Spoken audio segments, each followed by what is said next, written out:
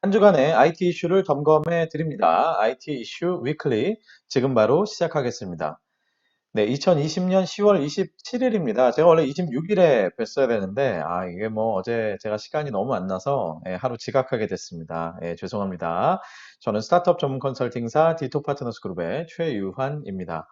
IT 이슈 위클리는 커버 스토리와 헤드라인 한 줄 요약으로 구성되어 있습니다. 커버 스토리부터 만나보시죠.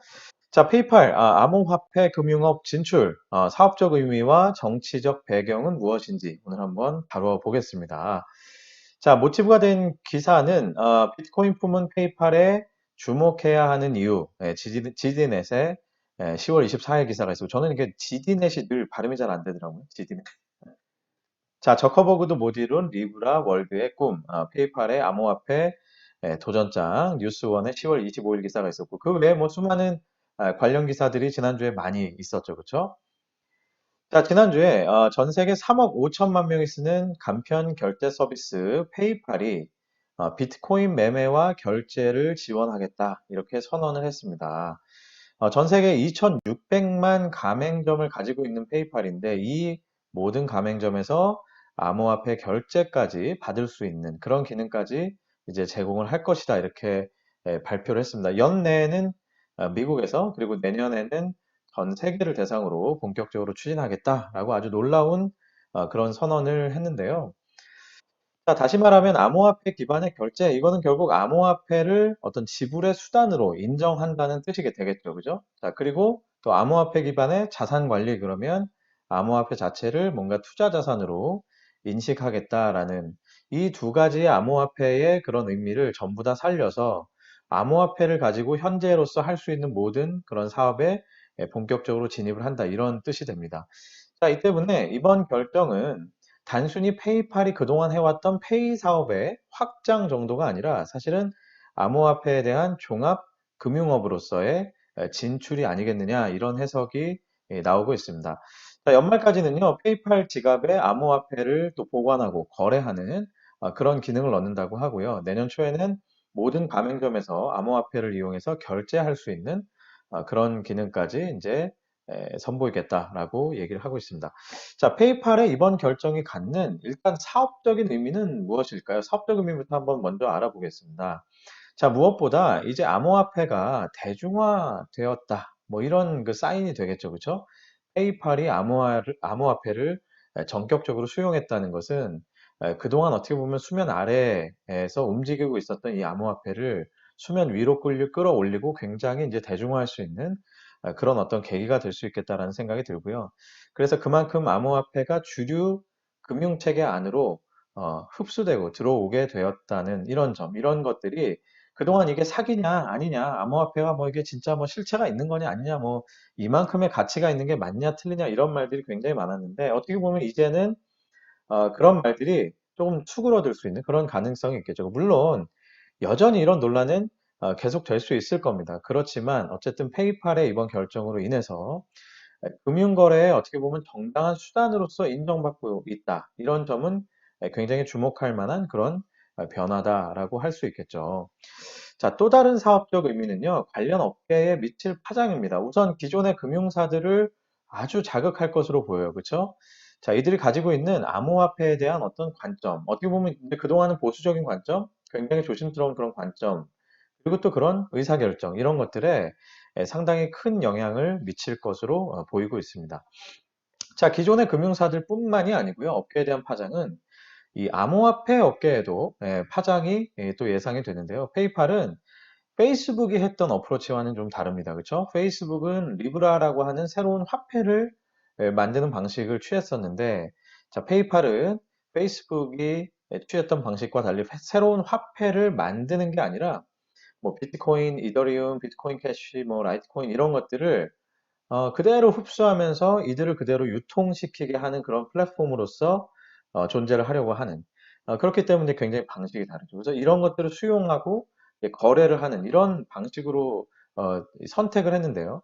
자, 이랬기 때문에 이런 방식 때문에 기존에 존재하던 암호화폐 거래소의 기능도 상당 부분 대체할 것으로 보입니다. 뭐 아주 강력한 경쟁대가 탄생했다 이렇게 볼 수도 있겠죠. 그렇기 때문에 기존의 금융사들에 미치는 영향뿐만 아니라 암호화폐 업계의 지형도에도 상당한 변화가 예상이 된다 이렇게 볼 수 있겠죠. 자, 그런데요, 뭐 여기까지는 그냥 언론에 나와 있는 그런 뭐 그런저런 이제 얘기들인데, 자, 저는 이 소식을 접하면서 한 가지 좀 의아한 생각이 사실 들었습니다. 자, 도대체 왜 미국 정부는 페이스북은 그렇게 열심히 막으면서, 그죠? 페이팔에게는 길을 터줬을까? 뭐 이런 생각이 들더라고요. 자, 다시 말해서 페이스북은 말이죠. 작년에 리브라라는 프로젝트, 이 사업 때문에 정치권의 공격을 뭐 엄청나게 받았거든요. 그죠?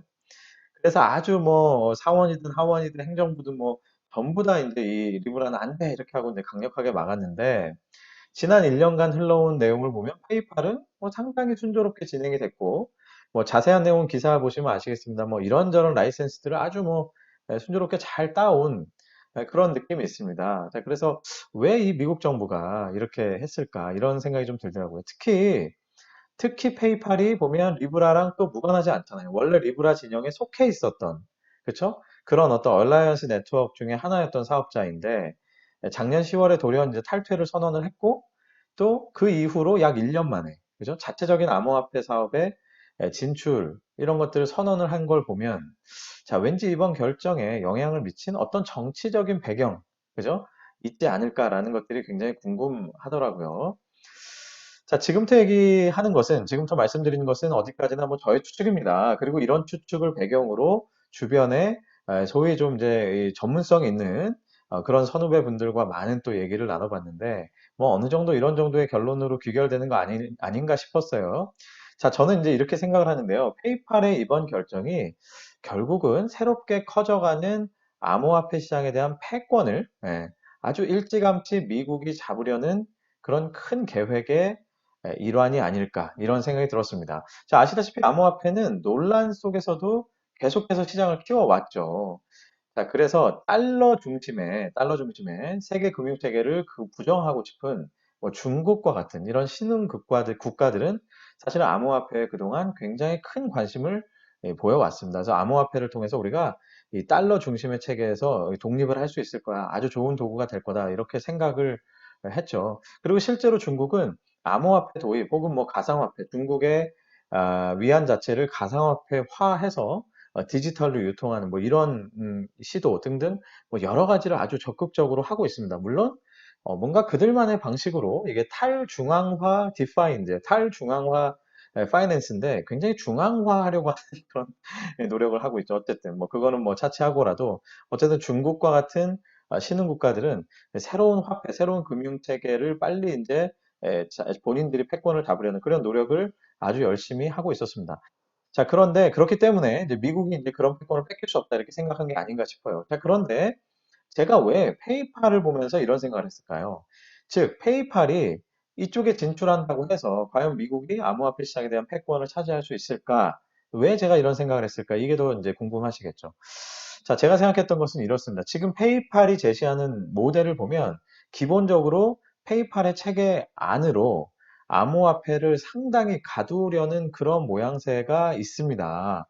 자, 뭐냐 하면 일단 페이팔 내에서만 거래, 그러니까 사고팔고 하는 것들은 페이팔 내에서만 가능하다는 거예요. 다른 지갑들하고는 이 거래가 되지 않습니다. 물론 여기까지는 다른 지갑들하고도 되게 비슷하죠. 그런데 제가 더 재밌게 본 부분은 두 번째예요. 가맹점에서 결제를 하게 되면 가맹점주에게는 법정화폐로 지급을 해준다. 이 포인트가 저는 굉장히 재밌었어요. 자, 이렇게 되면 어떻게 될까요? 유저들이 가지고 있는 암호화폐를, 자, 뭐 내가 뭐 커피 한 잔 마시는데 암호화폐로 결제를 했어요. 그럼 페이팔에서 난 암호화폐로 결제하면 이 가맹점주한테는 그냥 뭐 우리나라 돈으로 뭐 결제가 되든 뭐 달러로 결제가 되든 뭐 이런 식으로 되겠죠.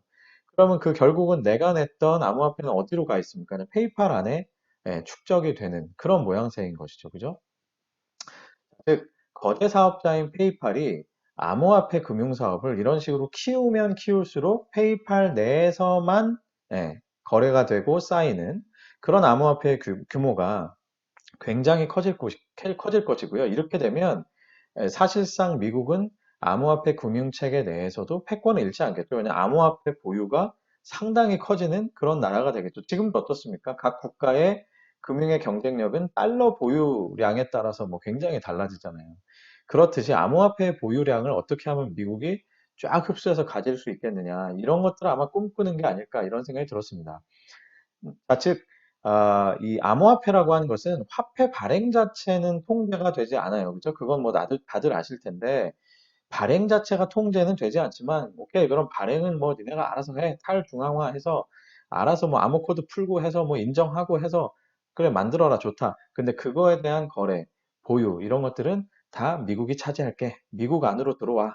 뭐 이런 식의 야심이 아니겠는가, 이런 생각이 들었습니다. 이게 바로 이번 결정에 숨어 있는 정치적 배경이 아닐까 싶습니다. 자, 물론 이 부분은 향후 페이팔이 어느 정도 폐쇄성을 갖고 거래를 하게 될지, 그쵸? 그리고 또 가맹점주에게 법정화폐를 지급할 경우에 과연 그 기축 통화를 뭐 달러로 하게 될지, 뭐 각 국가에 있는 그런 나라들의 돈으로 하게 될지 이런 것들을 보게 되면 결국은 제가 추측했던 이런 것들이 훨씬 더 확실하게 판단이 되지 않을까 싶습니다. 뭐 또한 이제 제가 여기다 쓰지는 않았지만 그럼 뭐 리브라는 또 그럼 왜 공격했는데 뭐 이런 질문도 있을 수 있겠죠. 뭐 길게 설명하기는 좀 어려운데 그건 제 생각은 페이스북이기 때문에 그런 것 같아요. 그죠? 모든 SNS, 언론을 장악하고 있다고 생각하는 페이스북이 금융까지 장악해? 그건 안 되라고 생각을 한 것 같습니다. 그래서 아마도 페이팔에게는 이런 길을 터주고 페이팔을 통해서 이런 패권을 차지하려는 그런 의도를 가지고 있지 않을까 싶어요. 아주 큰 변화가 예상되는 그런 움직임이죠. 예, 저와 함께 계속해서 한번 지켜보시죠. 자, 지금까지 커버 스토리였습니다. ITC 위클리와 함께하고 계십니다. 헤드라인 한 줄 요약으로 넘어가 보겠습니다. 자, 첫 번째 네이버와 CJ의 컨텐츠 물류 동맹 6천억 규모의 주식 맞교환 조선비즈의 기사가 있었는데 지난주에 제가 이미 방송을 해드렸죠, 그죠? 예, 지난주 방송 뭐 많은 분들이 보고 계신데 한번 또 다시 보시면 도움이 되실 겁니다. 제가 예상했던 것과 비슷한 수준으로 합의가 된 것 같아요. 그래서 네이버는 CJ ENM, 스튜디오 드래곤에 각각 1,500억, 그리고 CJ 대한통운에 3천억 규모의 지분을 이제 서로 맞교환한다 이런 형태로 합의를 한 것 같고요. 뭐 그 외에 뭐 컨텐츠 펀드도 만들고 뭐 이런저런 사업들을 같이 벌린다라고 이제 써 있는데 뭐 그거 이제 가보면서 판단해 봐야 되겠죠. 어쨌거나 대략 시장에서 예측하는 그리고 제가 생각하는 어느 정도의 그런 구도에 맞게 그렇게 주식이 맞교환된 것 같습니다. 관련해서 저한테 개인적으로 질문하는 분들이 많으세요. 자, 이렇게 되면 네이버의 주식을 사야 됩니까? CJ 주식을 사야 됩니까? 이렇게 생각하시는데 글쎄요, 뭐 돈이 많으시면 둘 다 사시고, 예. 돈이 좀 없다, 둘 중에 하나 골라야 된다 하면 뭐 글쎄요, 뭐 저라면 네이버를 살 것 같아요, 그죠? 제가 그 답은 지난주 방송에 있죠, 그죠? 예, 지난주 방송을 보시면 왜 이게 네이버에게 좀 더 유리해 보인다라는 것을 아마 아실 수 있을 겁니다. 자, 두 번째 소식은 10대 전용의 은행, 카카오뱅크 미니가 나왔다는 소식입니다. 휴대폰을 통해서 본인 인증을 하고 이용을 하는 그러니까 선불 전자지급 수단이라고 얘기해요. 그러니까 통장이 있긴 있지만 여기에 넣어 있는 돈만큼만 거래를 할 수 있는 그런 선불 전자지급 수단인데 과연 카카오뱅크 미니가 토스가 보면 영타겟을 중심으로 해서 성장을 많이 했죠. 여전히 영타겟의 비중이 상당히 높은 것으로 보이는데 토스가 가지고 있는 영타겟을 제대로 공략할 수 있을지 그런 것들이 주목이 되는 소식이었습니다.